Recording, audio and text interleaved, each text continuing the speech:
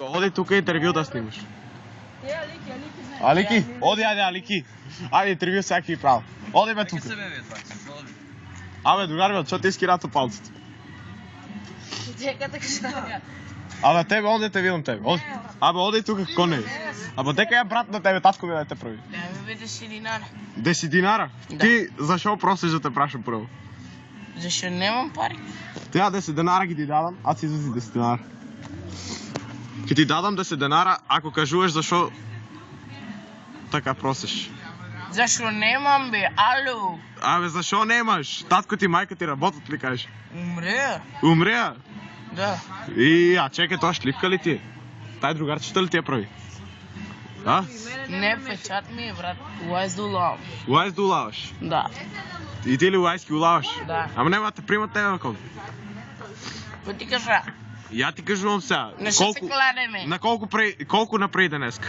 1200 динара. 1200 денара и зашо ги потроши? 10 динара, така ли? Ајде сега да кажеш како е за вас животот тука ромите у Штип. Никако. Никако. Не ранете, не ни Абе, шо давате ја ги те пари. ранам, да не сте правил, па ги те ранам. Па не ни давате пари. Па, ја ги ти давам пари.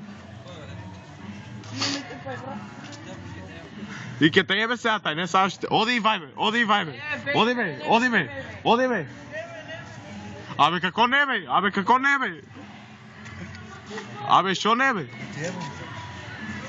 Тевам. Еј. Ладно шо.